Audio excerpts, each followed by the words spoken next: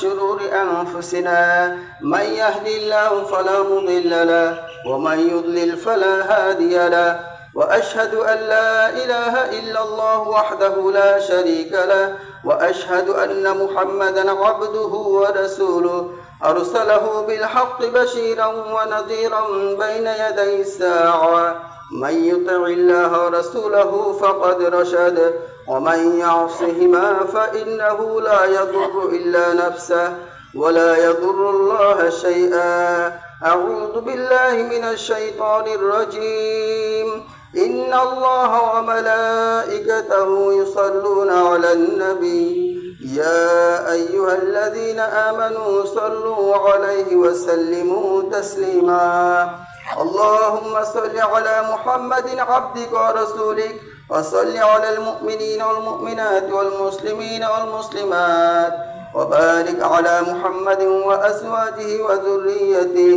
قال النبي صلى الله عليه وسلم: أرحم أمتي بأمتي أبو بكر وأشدهم في أمر الله عمر وأصدقهم حياء عثمان وأقضاهم علي وفاطمة سيدة نساء أهل الجنة والحسن والحسين سيدا شباب أهل الجنة وحمزة أسد الله وأسد رسوله. اللهم اغفر للعباس وولده رضي الله عنه وعنهم مغفرة ظاهرة وباطنة لا تغادر ذنبا.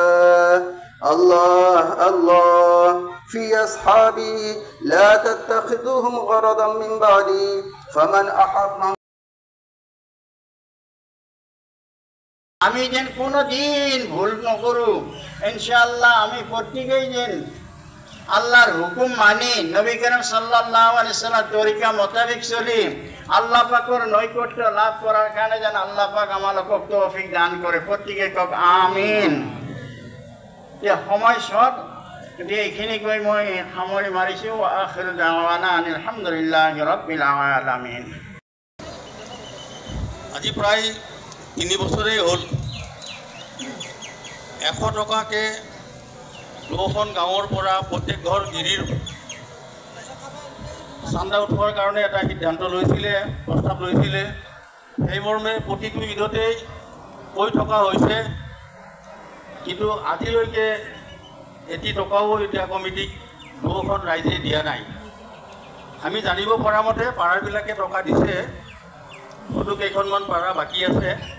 বাকীখিনি উঠাই ঈদগাহলৈ দিলে আমি আমাৰ উন্নয়ন কামখিনি কৰিব পাৰোঁ। কাৰণ ফিল্ডখন ৰাস্তাতকৈ বহু ডাউনত আছে, বৰষুণ দিলে পানীখনত নধৰা হৈছে আৰু মোটামুটি 10 বছৰ পিছত 2টা জামাত হ'ব ইয়াতে। গতিকে মাটি বঢ়োৱাৰ আমি এটা চিন্তা চৰ্চা কৰিছোঁ। যদি ৰাইজে সহায় নকৰে তেতিয়াহ'লে আমি কেনেকৈ আগবাঢ়িব নোৱাৰিম। সেয়ে ক্ষুদ্ৰ বৰঙণি মাত্ৰ, সেই বৰঙণিখিনি আপোনালোকে আদায় দিয়ক। আমি আমাৰ ঈদগাহৰ যি যাৱতীয় কাম আছে সেইবিলাক কাম সুকলমে কৰিব পাৰিম। আৰু বিশেষ নকওঁ, সময় আগৰ এতিয়া ইমাম চাহেবক ঈদগাহৰ নমাজৰ সম্পূৰ্ণ দায়িত্ব অৰ্পণ কৰা হ'ল। তেখেতেই পৰিচালনা কৰিব। ধন্যবাদ। আসসালামু আলাইকুম ওয়া ৰাহমাতুল্লাহি ওয়া বাৰাকাতুহু। খুদা হাফেজ। আসসালামু আলাইকুম ওয়া ৰাহমাতুল্লাহ।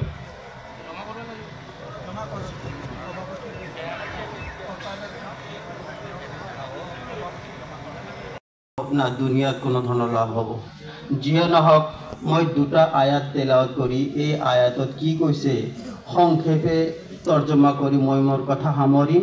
তাৰ পিছত ইনশাআল্লাহ ঈদৰ নামাজৰ তৰতিবৰ বিষয়ে আলোচনা কৰা হ'ব আৰু নামাজ যথা সময়ত থিয় হৈ যাব ইনশাআল্লাহ।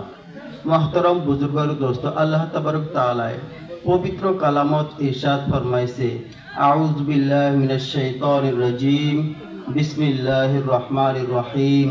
فأما من طغى وآثر الحياة الدنيا فإن الجحيم هي المأوى وأما من خاف مقام ربه ونهى النفس عن الهوى فإن الجنة هي المأوى।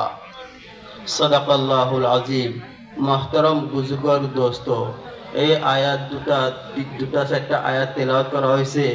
এই আয়াতত কোয়া হয়েছে আল্লাহ তাবারক তাআলা ইরশাদ ফরমাইছে ফাআম্মা মান তাগা, যিসকলে সীমা লঙ্ঘন কৰে, ওয়া আসাৰাল হায়াতাদ দুনিয়া, আৰু পৃথিৱীৰ জীৱনক অগ্ৰাধিকাৰ দিয়ে, ফাইন্নাল জাহিমা হিয়াল মাওয়া, তেওঁৰ কাৰণে জাহান্নামেই হ'ব আবাসস্থল। কি কৈছে? যিসকলে সীমা লঙ্ঘন কৰে, অৰ্থাৎ আল্লাহৰ দিয়া হুকুম আহকাম নামানে, নবী কৰিম সাল্লাল্লাহু আলাইহি ওয়াসাল্লামে দিয়া তৰিকা আৰু সুন্নতবোৰ নামানে, সেইসকল সীমা লঙ্ঘনকাৰী। যিসকল সীমা লঙ্ঘনকাৰী তেওঁলোকে দুনিয়াৰ জিন্দগীক অটোমেটিক তেওঁলোকে প্ৰাধান্য দিবয়ে দিব। মহতৰম বুজুৰ্গৰ দোস্ত, যদি আল্লাহক নামানে, আল্লাহৰ মহব্বত যদি কোনো বান্দাহৰ অন্তৰত নোসোমায়, নবীৰ প্ৰেম যদি কোনো মানুহৰ অন্তৰত নোসোমায়, তেওঁৰ ভিতৰত দুনিয়াৰ মহব্বত অটোমেটিক সোমাই যাব। গতিকে আমি যদি দুনিয়াৰ মহব্বত এৰাব খোজো, তেনেহ'লে আল্লাহৰ মহব্বত আমাৰ অন্তৰত জাগা দিব লাগিব। হুজুৰ পাক সাল্লাল্লাহু আলাইহি ওয়াসাল্লামৰ মহব্বত আমাৰ অন্তৰত জাগা দিব লাগিব। তেতিয়াহে আমি দুনিয়াৰ যি অগ্ৰাধিকাৰ দি থৈ দিছোঁ ইয়াৰ পৰা নাজাত পাব পাৰিম। মহতৰম বুজুৰ্গৰ দোস্ত, আৰু যদি এই ব্যৱস্থা আমি নকৰোঁ, অৰ্থাৎ আল্লাহ আৰু আল্লাহৰ মহব্বত আমাৰ সাল্লাল্লাহু আলাইহি ওয়াসাল্লাম, ইয়া রাসূলুল্লাহ মা হাযিহিল আযাহি, قال سنة أبيكم إبراهيم عليه السلام. قالوا فما لنا فيها يا رسول الله؟ قال بكل شعرة حسنة